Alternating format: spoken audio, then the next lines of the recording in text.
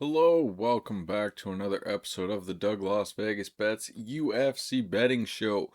After the huge week that was the Conor McGregor card, the hoopla, the huge letdown after what was a fantastic card leading into it, we got another week of fights, another fight night with a pretty good headliner here between Dricus Du Plessis and Kamaru Usman, a couple former champions, looking to start working their way up, challenge Sean Strickland for that middleweight title, or at least enter the picture.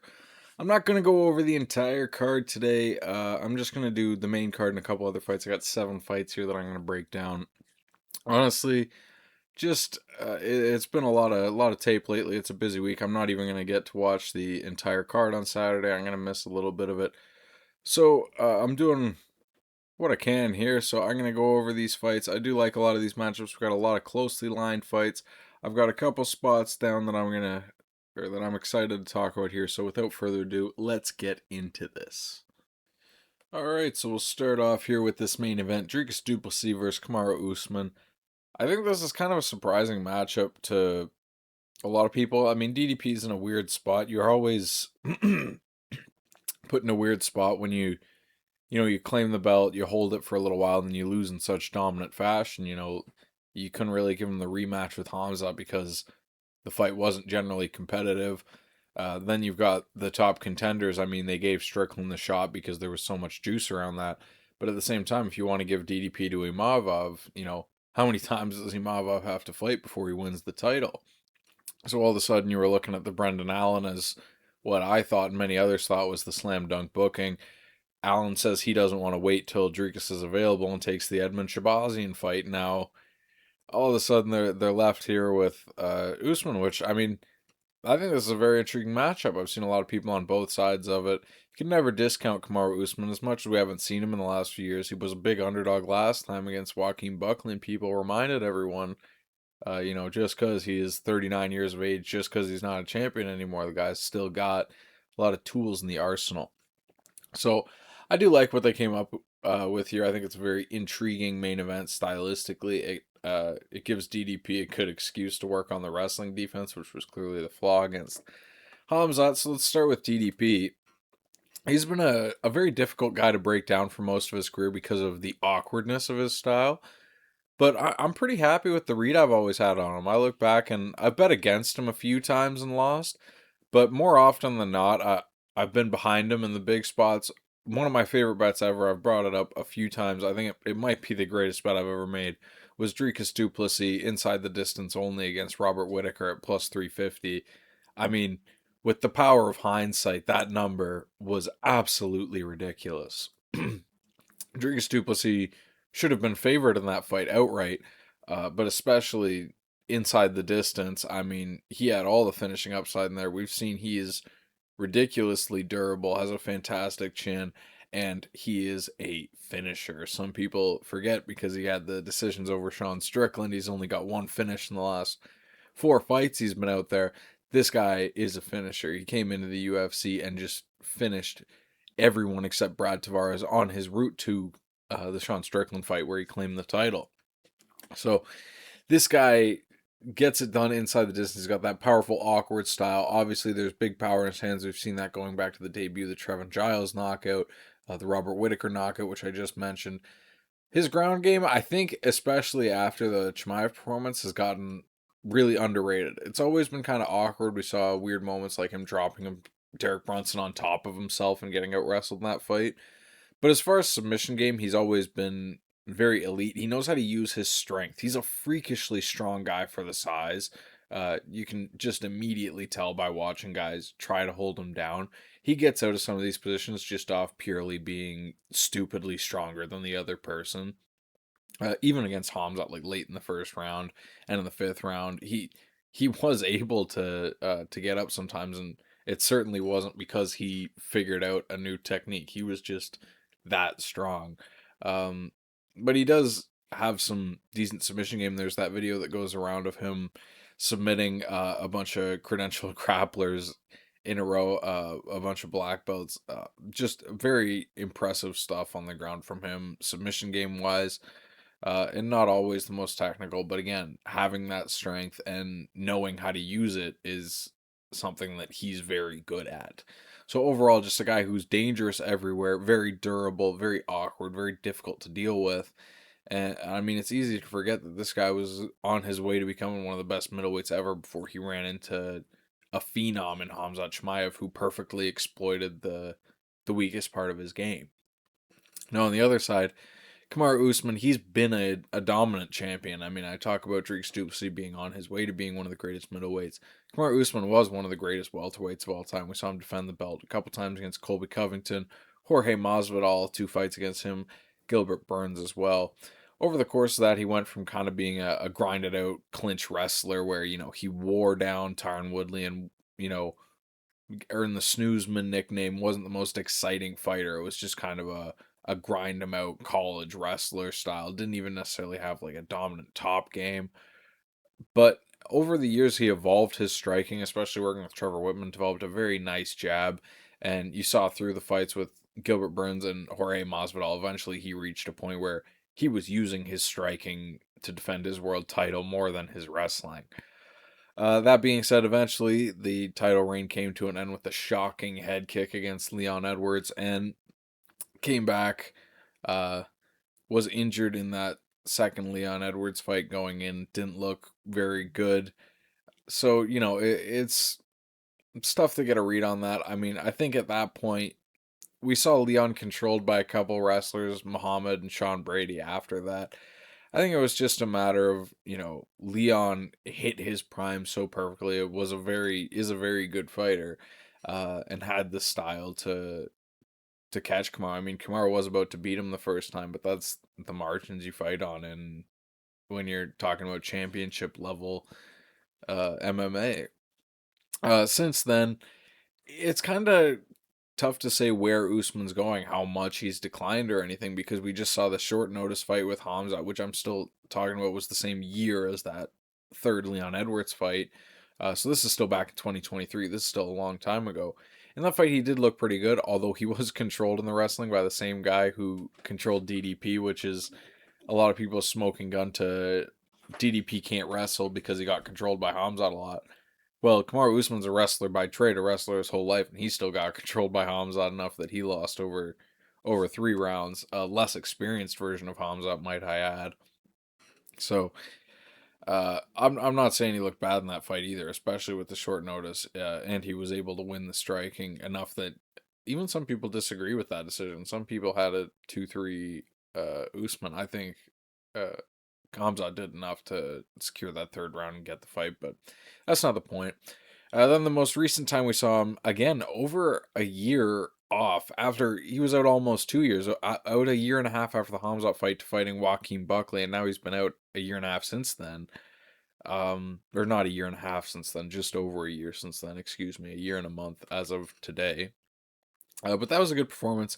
Went 5 rounds with Buckley and was able to show that, yeah, he still has that dominant wrestling game in his back pocket, especially when you're talking about taking steps down in competition, which, I mean, Buckley's a borderline top 10 guy, and Kamaru was used to fighting championship caliber guys, like real belt holders. Leon Edwards, who defended the belt, Colby Covington, who was an interim champion, going from even Hamzat before that, going from that level of guy to Joaquin Buckley is quite a drop. And in saying that, it's quite a jump now to go back up to Dricus Du Plessis. So with that, I like DDP in this spot. I think it's just too much of an ask for Usman at 39 to come back from another long layoff as a big underdog in a spot where, Usman really, I talked about how he made a career of it earlier in his career wearing on guys. I think he's going to have to go to that style here just because striking with Du Plessis, I don't think he's going to have the firepower to stand with him over 5 rounds. So I do think he has to go to that grind style. And I think Du Plessis is just too physically strong. I mean, obviously we've seen him controlled, but I think it's just going to be too difficult for Kamaru to control him. He's going to be able to explode up out of the positions. And when they're striking, I mean, he's going to be hunting a 39-year-old Usman who's been out for a while for 5 rounds, and this guy hits hard. I said over and over, he's a finisher. When he catches people, they go down. He does damage. He hurts people. He drags them. He wears on these 185ers, which we haven't seen Kamaru Usman do. So yeah, my pick is DDP. I do think the money line is tough to play. So that being said, I have a play on this fight. I took Du Plessis inside the distance. You've already seen if you follow me on social media, and I have a pretty simple explanation for that. I think if Du Plessis is around minus 250 on the money line, I don't really understand how his inside the distance is plus 145. You're going to tell me he wins that high a percentage of time, in the 70% of the time, but he's finishing easily under 50% of the time. How often do you think he wins a decision against Kamaru Usman?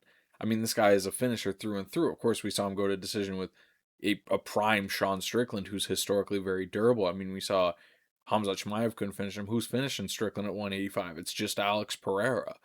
So, that's not the biggest knock. And then he even took a lot of damage across both of those fights. He took tons of damage. And Brad Tavares, who had to go through hell to survive 3 rounds.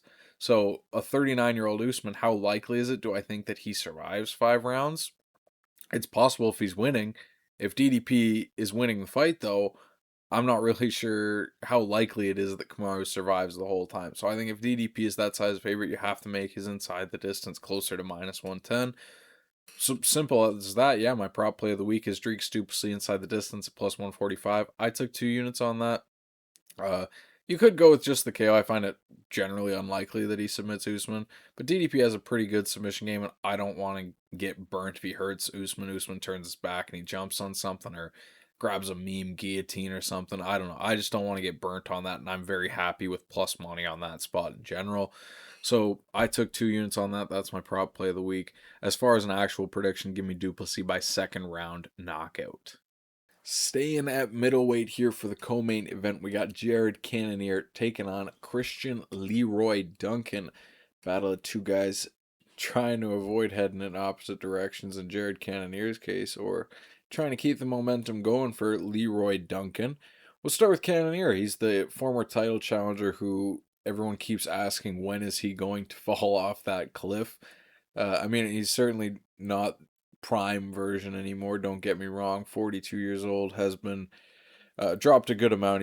He got dropped by MVP, dropped by Gregory Rodriguez. He's been dropped or hurt in his last 5 fights basically, but still his recoverability has always been fantastic. I mean, go back to fights like in the Reebok era against Robert Whittaker, he was getting hurt with the head kick and still getting up and fighting through it at the end. So I mean, at the end of the day, are these really signs of aging, or is Jared Cannonier just a guy with fantastic recoverability who gets hurt a lot?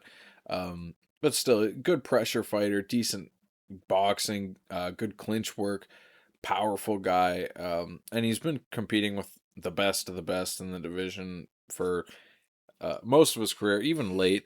I mean, you look back at his last 4 fighting Imavov, who's next in line for the title, Kyle Bahayo, who's up there in the top 5, Gregory Rodriguez, who's just got announced for a main event against Hernandez, beating a lot of guys, including Christian Leroy Duncan, who's across from him, and then a really difficult style matchup in MVP.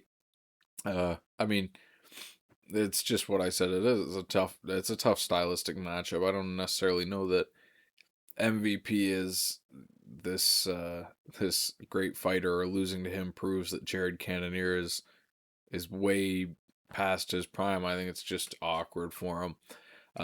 Overall, yeah, he did get dropped in that fight, but I still thought he looked fine. He's taken almost a year off since then, so again, he's another year older. It's another year of questioning when will Jared Cannonier fall off the cliff, and it will be eventually. But yeah, overall, I still think Jared Cannonier is a very respectable, solid fighter. Had a very respectable career near the top of the middleweight division, fighting killer after killer, and probably never getting the credit he deserves. I still see people talk about the Sean Strickland fight as a robbery. I'll always disagree. Close fight, absolutely. Could you make an argument that Strickland won? Absolutely. I wouldn't even argue hard.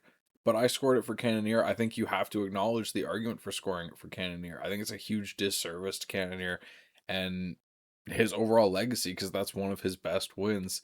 To just brush that off as, oh, Strickland robbed him, when Cannonier had a great performance. It was a fantastic fight and super close, yeah, but I mean, calling it a robbery is just a pet peeve. Clearly, it bugs me a little bit. Um, so yeah, I mean, when we're talking about Pete Cannonier, we're talking about a guy who beat Strickland within the same year that Strickland claimed the belt for the first time. So this is a guy who was seriously one of the best middleweights in the world in his day. And now he's taking on Christian Leroy Duncan, who I kind of said it before, he's finally meeting these big expectations that he came into the UFC with. Everyone saw this guy in Cage Warriors, very explosive finisher. Seemed like he had a decent ground game, but kind of questions answered on that. But yeah, the guy's just super explosive, athletic, awkward, hands down movement. Uses the knees and the elbows and the clinch extremely well. Did have some struggles when he first came into the UFC. Just the Armin Petrosian fight in particular, we saw him just getting walked down by very simple, basic technical striking. He was just getting outworked by the basics, and I think a lot of people at that point were like, "Oh, he's just a fraud. His style doesn't work at the UFC level." But he has turned it around really well. Obviously, that wasn't the last setback. He ended up losing the decision to Gregory Rodriguez, which, I mean, it's Gregory Rodriguez. Losing a decision isn't necessarily the worst thing in the world. And it wasn't even an uncompetitive bout. I mean, Rodriguez stayed in his face, kept the pressure on him, and I think clearly did win the fight. But it's not like Gregory Rodriguez was 10 levels above Christian Leroy Duncan. No, it was he belonged in there with Gregory Rodriguez for sure. And since then, he's won 4 straight fights, including getting 2 nice knockouts, the upset win over Marco Tulio, and kind of a weird win over Roman Dolidze, but still got him up there in the rankings. Showed that he can survive awkward grappling positions, and has the power to have big moments with the striking, even against these top level guys. Dolidze is an awkward matchup who's given a lot of ranked middleweights trouble in the past. That's how he got up in the rankings, and CLD was able to handle that. So I think it's been a good look. He's starting to develop that experience that you need. We see it time and time again, the value of experience in MMA. You can be the more athletic fighter, the more polished fighter, all you want. Sometimes that experience in the octagon, handling those scenarios time and time again, is it really matters. And I think that's starting to come together for CLD. He's starting to get used to handling those scenarios, and being able to turn that into wins, although it has not been, again, against the highest level of competition yet. So with all that, I look at this line, and this is a big line, and that kind of makes me say this is a dogger pass for me easily. I mean, Cannonier at plus 270, it has to be fully based on, like, Cannonier has to stop being all right at some point. Because which fight of Cannonier's have we looked at and seen a guy who's plus 270 against CLD? I mean, CLD's a fine fighter, but he hasn't proven enough that he's going to. That's not a competitive fight in my mind. Jared Cannonier's been competitive with all these guys, even in losses. He's rocked Kyle Bahayo, took rounds off Nasruddin Imavov, took round off Michael Venom Page, even getting dropped. So, I mean, you're telling me this fight's not going to be competitive. It's solely based on the fact that we haven't seen him in a year, and they're assuming he's dropped off a cliff in a year. So I'm really considering playing Jared Cannonier here. I mean, it's kind of scary back in the 42-year-old, because, like I said, the cliff is near. There is a good chance that he's fallen off that cliff.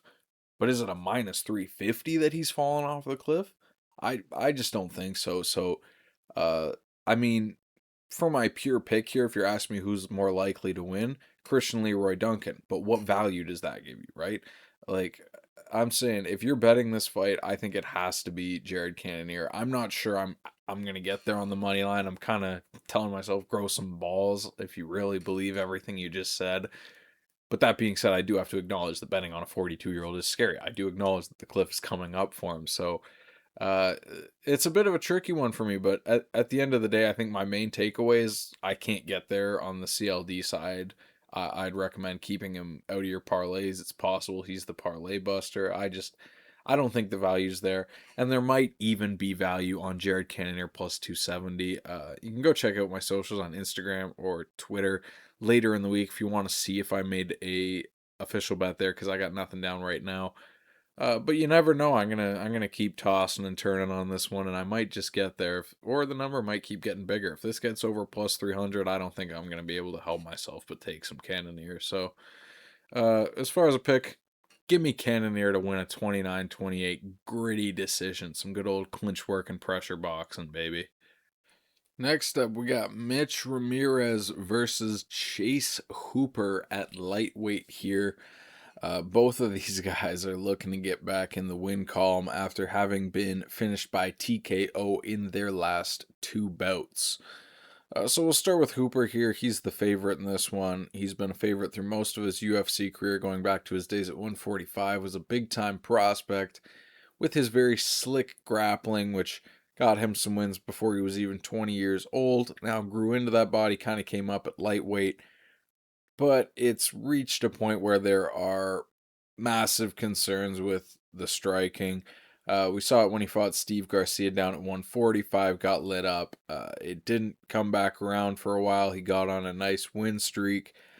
But recently, his last two, he has been knocked out in round one by Alexander Hernandez and Lance Gibson Jr. Just showing a huge liability with the chin. I mean, Alexander Hernandez is a pretty big puncher. No disrespect to Lance Gibson Jr. He's not necessarily a huge puncher. And the Steve Garcia one, of course, he's a pretty big puncher. So, you could write off a couple of those, but at this point, you've taken 3 knockout losses in fights where you can't get your grappling going right away. That's a massive concern. I just don't trust your ability to take a punch. He's not an older guy. The chin isn't worn. I'm not going to expect him to develop an ability to take a punch at this point in his career. I guess it's happened with guys like Charles Oliveira. I'm sorry for not thinking Chase Hooper is the next Charles Oliveira. Maybe he'll prove me wrong on that, but that being said, the guy does have tremendous grappling that's got him a lot of wins. We saw him out-grapple a veteran and Jim Miller, who obviously is fantastic on the ground. Tapped out Clay Guida pretty quickly, was able to drop Borshev, get him down, and just mangle him into a submission. So the guy's a very good grappler, but obvious concerns about the game of Chase Hooper when you're fighting at the UFC level. You're going to have to take a punch from some hard hitters sometimes. On the other side, Mitch Ramirez, he has struggled at the UFC level as well. Obviously, the first time a lot of people saw him was on the Contender Series against Carlos Prates, where, honestly, the fact that he didn't get smoked in the first round in hindsight is kind of impressive, but did get just shut down with a nice straight shot in the second round that sat him down. Probably saved him from taking a very unnecessarily brutal knockout later on. So, not the worst thing in the world, but he's a tough boxer, decent hands, plods forward. Had a rough debut against Thiago Moises on short notice too, where the leg kicks just chewed him up. It looked like he didn't get to properly prepare for that one and just didn't have a correct answer, which, that's not necessarily a good thing. It's not an easily passable excuse when you're talking about a guy who's a UFC fighter. But just, I think, giving context to that it's important. That's not how he would normally perform given a proper camp. And then the fight against Mike Davis. Honestly, the fact that Mike Davis, who is a pretty good jiu-jitsu player, was on his back that much in the first round and didn't get a submission was kind of impressive to me. So there's that, and they both looked kind of tired to start the second round. Ramirez was still walking forward, so I believe the guy's going to be willing to pressure. He's a dog, and he's got some power in his hands. That being said, did get controlled pretty comfortably throughout the entire first round by Mike Davis last time. So with that, I kind of get why Hooper's a big favorite because he has that big grappling advantage. I do not think you can get behind Chase Hooper at minus 350 at this point. It's somewhat similar to what I said last fight, although I'm not going to advocate for the dog or pass as much. I don't think you should bet Mitch Ramirez. I'm advocating for a pass on this fight altogether. That's what I'm doing. I just think it's a tricky matchup to read. Hooper should have a big advantage on the ground. He should be able to control him there. But then you see Mike Davis wasn't able to tap him in the first round with him on his back the whole time. It's like, okay, how easy is it going to be for Hooper to get him out of there? And if he doesn't get him out of there, then you're giving Mitch Ramirez 3 rounds to catch him. How likely is it that Ramirez is able to catch him, or does he just get stuck on his back the whole time? Honestly, I don't overly have too strong a read on this one. Like I'll say I agree with Hooper being the favorite, but when you put that kind of price tag in front of him, I can't back him anymore. I have seen him blow those spots too many times, and it's not necessary. I don't need Hooper minus 350 for anything. I don't feel like I'm missing out if he wins. If he wins, good. He should. But I just don't think there's value there. And on the Ramirez side, I mean, really the only thing drawing me towards him is that he didn't get tapped out with Mike Davis on his back for a round. And and that Hooper can't really take a punch. But if I'm basing a whole bet on a guy gave up his back for an entire round and didn't get submitted doing it, like, I just don't know that that's the strongest argument to get behind someone. Overall, I'll take Chase Hooper by decision. I think he does tend to get it to the ground a lot in control here, and Ramirez just doesn't find the shot for the limited striking exchanges. But again, this is a pass for me betting wise. There's just not that much confidence anywhere from me on this fight. All right, so down to straw weight here, and I should be able to get through this one pretty quickly as Tabatha Ricci takes on Fatima Kline.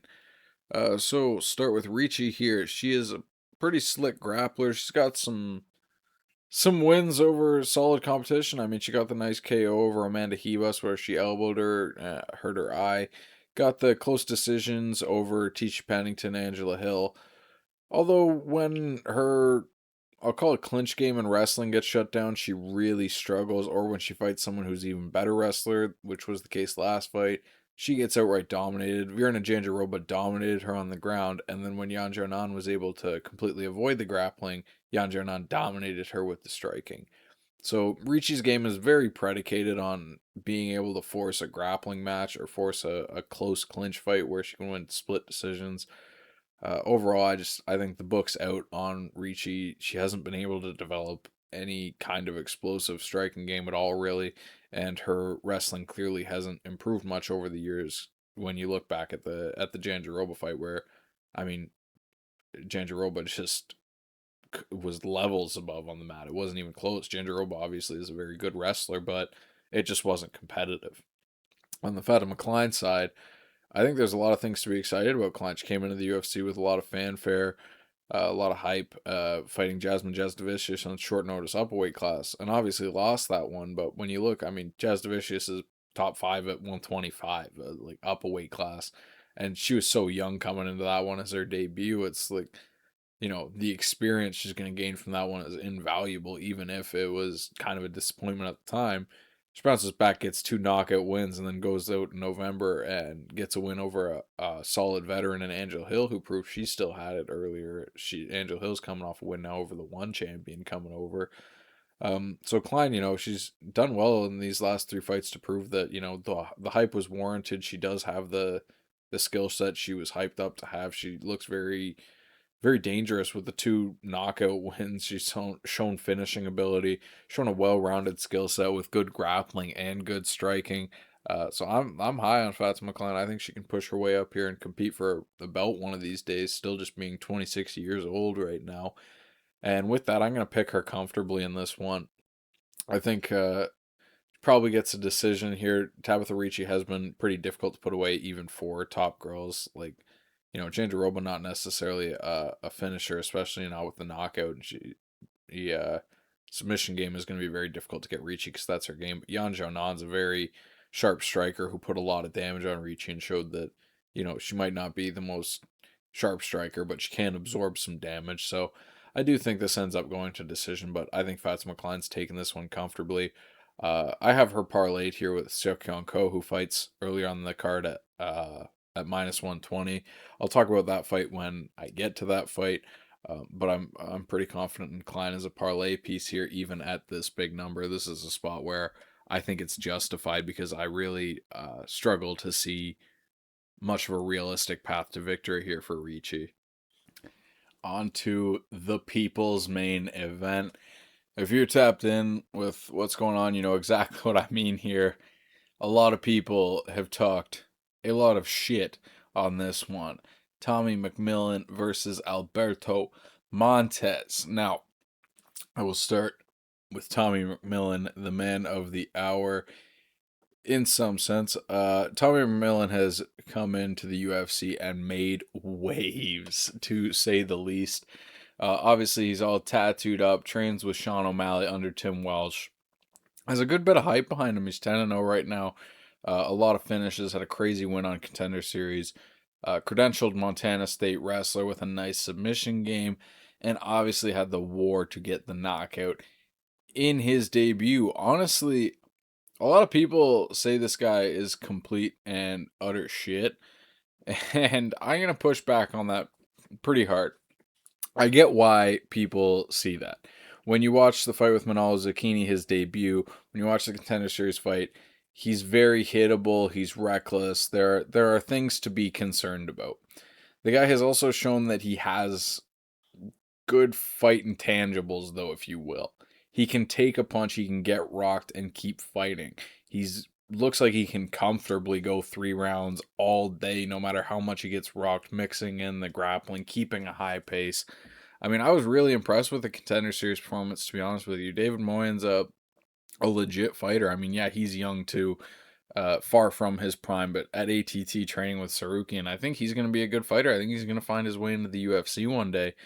And McMillen was able to survive early adversity and just put a crazy pace on him. So I thought that was a good look for where McMillen's at, a good look for his ability to be a fighter on the mental side of things, his ability to take and give damage, which is, I mean, it's something you don't see everyone has. It's something that sounds obvious for a fighter to have, but you got to show it. And then obviously the debut. It's easy to look at the debut and take away a lot of garbage or a lot of negatives, just because he got hit a lot. Zucchini's very low level. It was just a very wild, reckless fight. But that was obviously the game plan if you think about it. I mean, he was saying all week he was going to knock him out, and the only word that you hear from the corner the entire fight is chaos. So I have to imagine this guy knew the risk that he was taking, very open about him being a gambler and a risk taker in life, which is very easy to see. I think he decided, I'm going to go out there and have a barroom brawl for my debut to get everyone talking. And it worked. Everyone's talking. I want to see him fight again. It got him a big fight of the night bonus. So, you know, you can say all this crap. It didn't look great. Oh, he had a war with this low level guy. Got him a huge bonus. It got everyone talking. And it was clearly the game plan. If I thought his game plan was to go shoot a takedown and choke the guy out, and it turned into that kind of fight, I'd be a little more concerned. But it wasn't. He went in there wanting to have a wild brawl, believing he could break that guy in a wild brawl, take his best shot and give more. And that's what happened. So at the end of the day, all these concerns, he might not be the best striker. Obvious defensive striking concerns. The guy's got a chin. He can put out good output. He's got decent wrestling, good submission game. I think there's a lot of things to like about this guy at 28 years old. And obviously Tim Welsh, who's a pretty smart coach. I mean, you can say, oh, he's just ridden O'Malley, but that whole MMA lab team, I think he's got a solid stable of fighters that he's worked with. Maybe not as his head coach, but he knows what it's like to be around high level fighters, and the fact that he's bringing up another guy, I think it's a good thing for McMillen. Now on the Montes side, a lot of people really like this guy, and I this one's easy to see why. I mean, he's got a very clean fighting style. When you look at how he fights, the boxing is very sharp. It's very clean, 3-piece aesthetically pleasing punches. You're like, oh, this guy can box when you watch him box. The counters land very clean. Just clean is the word that comes to mind. Crisp, technical, all those things. And then obviously the signature Darce Anaconda that he grabs. He's gotten his last 4 wins with it.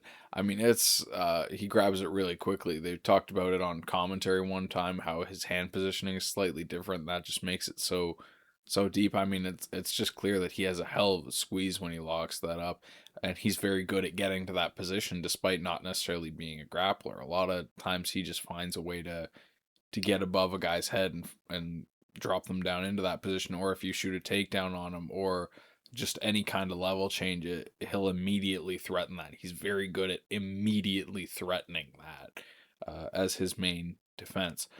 Although I definitely have some concerns. You go back, his last loss was a quick TKO loss to a guy who's now 3-4. That was just 4 fights ago. He did take a couple years off after that and looked a lot better. Still, it's concerning. I mean, how much experience has he had since then? How much can he really have changed as a fighter? Hasn't fought anyone super high level. The toughest fight was Ricky Turcios, who moved up in weight from a bantamweight. And specifically talking more about that and his Contender Series fight with Carlos Calderon, I don't really like how he reacts to pressure. Like, yeah, he fires clean combos, and yeah, it was enough to hurt a guy like Turcios, and Calderon exhausted himself staying in his face. But it looked to me like if you can stay on him and keep the pressure for 3 rounds, eventually those 3-piece combos are going to get drowned out by the volume you can put on him. And I think you guys can get where I'm going with this. My pick for this fight, I'm leaning towards McMillen right now. I'm thinking about putting a bet down on him. I see a lot of people acting like this is going to be an easy fight for Montes. And the funny part is, if he wins, I think he does kind of have to make it look easy because he has to, I think, get a finish within the first 2 rounds. So he's going to have to clip McMillen with a clean shot or latch up that nasty submission he has. So I think he can get the finish there in the first 2 rounds. But I also think McMillen can stay on and put the pressure on. And I don't know how Montes is going to react if this gets into the third round. He hasn't got the finish. McMillen's been there putting the pressure on, drowning for 2 rounds. I know after 2 rounds, McMillen's going to keep throwing the pressure on, turn up the heat even going in the third round, because I've seen it against a guy in David Moyen. I just haven't seen how Montes is going to handle that. So I think there's more questions on the Montes side about how he's going to handle McMillen's style, although I do think McMillen, there's obvious concerns on that side as well, with him having concerning striking defense and Montes having clear power and such clean boxing. I use the word again. So yeah, I do understand why the odds are so close in this one. I understand why people are flag planting on both sides. I know my take's kind of boring, giving path to victory for both. That all being said, I do think I'm probably going to end up landing on betting on McMillen, provided the line at least stays where it is. I'm waiting right now. If it even flashes at plus money, I'm at least taking a unit. I know that right now, but I don't know, plus 120 if I'm going to get there, because like I said, it's very easy for me to see Montes' path to victory. But overall, as a pick, I'm going to lean McMillen. I'm going to lean for him to get a third round stoppage in this one. I'll say a TKO. I just think he survives the early damage from Montes, puts the pressure on, and breaks him late. So give me Tommy McMillen by third round TKO here. Next up at featherweight, we got a fun one. Good old clash of styles, the striker versus grapplers. Austin Bashi takes on Jose Delgado.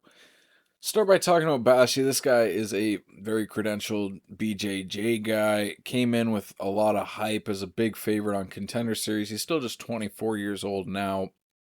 And had the tough debut against Christian Rodriguez, where I think that was just a nightmare stylistic matchup for a guy like him. I mean, he's obviously a very strong grappler, and they put him in there with an elite MMA scrambler and Christian Rodriguez with solid boxing and good submission skills himself. I mean, yeah, obviously with the power of hindsight, we know Christian Rodriguez can do that to a lot of young guys, a lot of young grapplers he gives trouble to. He did the same thing to Raul Rosas, Cameron Simon on a lesser level. There's someone else I'm forgetting. Christian Rodriguez has done this a bunch of times to these undefeated grapplers. Overall, though, I didn't think it was the worst performance at all for Bashi. I was pretty impressed with his cardio, the ability to keep shooting like that, keep going in these scrambles in such a high-paced grappling fight. I think that was pretty impressive, especially at such a young age. So I do think there were positives to draw from that one. Then he takes the good 9 months off, comes back and gets the first round submission against John Yanis in his most recent fight. Obviously a much better stylistic matchup, and he made it look like it. Yanis just wasn't on his level on the ground. He got the back and got the finish. Yanis has won a fight since then against a grappler too. Obviously, much lower level, but still, I thought that was a decent win. Just a good starting point for a young fighter who needs to build his way up. But yeah, I still like Bashi. I think the physical tools are there. He's a young guy with in great shape who's gonna keep forcing his game plan. He knows he's a grappler. He wants to keep implementing that grappling game plan. He wants the fight down there, and he has shown some decent striking as well. He's not a complete fish out of water. He knows how to keep himself safe there, and he doesn't crumble at the first strike that he takes. So I think this guy is not just a grappler. He's an MMA fighter who grapples as a base. If you get what I'm saying there. Jose Delgado on the other side, this guy is a deadly striker. He's got a lot of hype after a couple nice KO wins coming in against Connor Matthews, and then finishing Hyder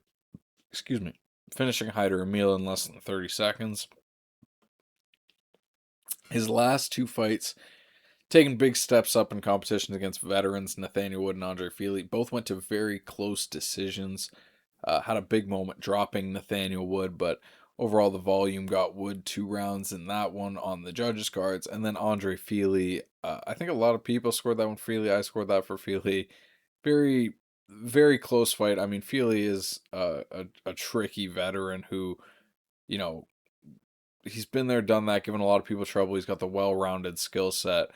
But I do think both of those performances were kind of a like, okay, let's pump the brakes on Jose Delgado. There was a lot of excitement after the Emil finish because Emil was, such a fun fighter. He'd gone to war out there with William Gomi, just a couple good performances. And then the way Delgado ran through him, I think a lot of people were ready to get carried away thinking he was already, top 15, no holes. This guy, because he's got the frame, he's got the look and the feel when he lands, it does damage. And then, almost finishing Nathaniel Wood, it helped his case. Nathaniel Wood's a tremendous fighter who's on a hell of a run himself. A lot of people rate him very highly, myself included. So, you have to be impressed with how young he was, how inexperienced he was. That performance against Nathaniel Wood. But yeah, I think the Fili fight was a nice reminder that the guy still is lacking some experience. There's some vet lessons to be taught in there. Just some questions, some reason to pump the brakes that maybe this guy has some work to do. And that's not to say he's not a great fighter. That's not to say he's not a future top 15 fighter who's still getting better. It's just to say that it's not all there now. Now, when I break down the stylistics of this fight, I think it's pretty simple. You got to look at, can Delgado defend the grappling of Bashi? And can Bashi survive on the feet with Delgado? And which of those two things am I more confident in? And it's that Bashi can survive on the feet for a little bit with Delgado, because I really think he's going to force this into a grappling match. This is a guy who is relentless with the takedowns. And, his skill is top tier on the ground. If he gets that back of Delgado, I think the round's over. I think Delgado is not going to be able to get him off of him without taking too much of a risk and getting finished. So that's really the question, can Delgado keep him standing enough to do the damage? And can Bashi force him down? And if he does, can Delgado get up? So I just have a few more questions on the Delgado side. So it's, obviously both have paths to victory. There's lots of questions, but I favor Bashi in this one. So when I saw him at plus 100, I took a couple units there. And given that it's not a great week for underdogs, I'm just going to go ahead and lock him in as the underdog best bet of the week there at plus 100. Just because I think he should be a slight favorite in this one based on the styles of the fight. I think we haven't seen him as much as Delgado, so a lot of people are just picking Delgado. He's got the bigger wins. But I think the potential of Bashi is higher here, and it's a good matchup for him to show off his grappling. I don't think Delgado is anywhere near the scrambler of Christian Rodriguez with respect to Delgado. I just think, it's a much more favorable matchup for Bashi than that was, and Bashi was a big favorite going into that one even. So it's clear there's a lot of respect behind the skill set of Bashi. So yeah, give me Bashi here at plus 100, 2 units as my underdog best bet of the week. As for a method prediction, I'll say it goes to decision. Delgado's a tough dude. I think he's going to be tough to submit, but a submission or a decision wouldn't shock me. I'll say decision. All right, last fight. I'm gonna go over here. Welterweight bout between John Paul Lebosnoyani and Seok Ko. Now you guys already know my bet for this one because I mentioned that I have a parlay of Fatima, Kline, and Seok Ko. But let's break down the fight anyways. We'll start with Lebosnoyani. He's coming off a UFC debut where he got a decision win over Phil Rowe. It was a pretty good performance. I mean, kinda. He showed some good wrestling. He was able to control Phil Rowe, although when they were striking at distance, he was the more aggressive guy. You got to give him that. But his lack of head movement, I mean, Phil Rowe was landing a lot of clean, straight shots. It was just kind of Rowe's lack of activity that lost him that one. And we've certainly seen Phil Rowe out wrestled before for most of his career. And Lebosnoyani did struggle to hold him down. He struggled to get him down, struggled to hold him down. I mean, it won him the fight, but like I said, it was more lack of activity on Rowe. I mean, John Paul Lebosnoyani was winning the striking too because Rowe wasn't really throwing. It was just more from Lebosnoyani. It wasn't necessarily a skill gap. And even then, one judge still gave it to Phil Rowe. And I mean, it seems kind of crazy, but that second round wasn't really dominant from Lebosnoyani. He got on top a few times, but Rowe really did touch up his face. His face was starting to get real red from those jabs. So I think the lack of head movement is concerning. The lack of control grappling is concerning. I don't know how much finishing threat he has. He has a lot of finishes on the regional scene, but I don't really think he faced the highest level competition, even in the Contender Series fight.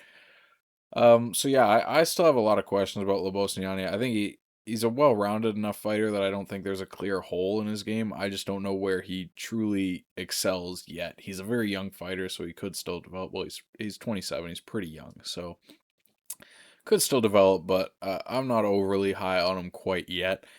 Seok Ko on the other side, this is a guy I'm pretty high on. His Contender Series fight, I thought he looked very good. He was able to mix up the boxing and the wrestling quite well.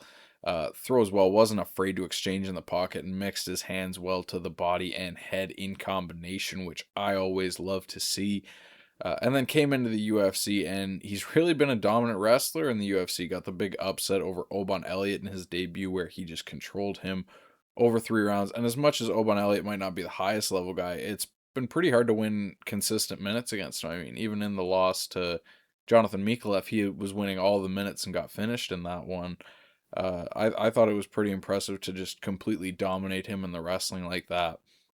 And then he also fought Phil Rowe before John Paul Lebosnoyani, and I mean, at that stage in Phil Rowe's career, let's just say Lebosnoyani probably wasn't fighting a much better version, and I thought he looked way better in that one. I mean, yeah, Lebosnoyani was able to control him a little bit, but Ko looked like he was just so much stronger in there. He was pulling him off the fence to the middle of the octagon, was able to take the back, he was much more dominant, looked stronger, more technical, way more technically superior in the wrestling game to Rowe. So yeah, MMA math doesn't always work in the sense that, oh, well, Lebosnoyani had a closer fight with Rowe than Ko, but I think you can see a clear difference in their game. They're just a clear difference in the strength and the level in the wrestling.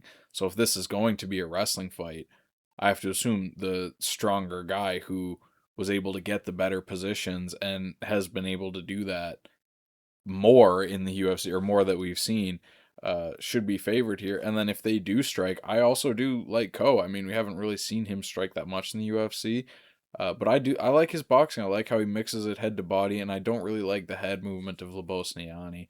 So I agree with Ko being a good sized favorite here. I was happy to parlay him with Kline for around even money. I think that's a couple of solid favorites put together that I'm happy to get. As far as a method of victory, I mean, Ko has shown he's happy to wrestle and not really go for the finish, although we have seen Lebosnoyani TKO'd twice already in his career by lower level competition, so I do have some minor questions about his durability.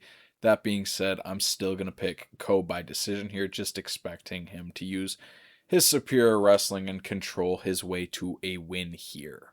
Alright, well, thank you guys so much for tuning into this episode of the Doug Las Vegas Bets UFC podcast. I'm a little disappointed. Yeah, this will be the first time this year I don't get to catch all the fights live, I think.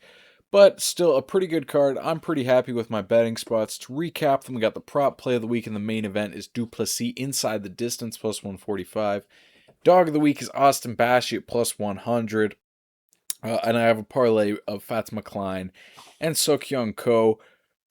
All three of those are fully locked in, and keep an eye on my social medias. That's at Doug Las Vegas Bets on both Twitter and Instagram to see if I end up getting plays down on Jared Cannonier or Tommy McMillen. Overall, I think that's it. I hope you guys can catch the fights this weekend. I hope you enjoy them, and I will catch you guys next week.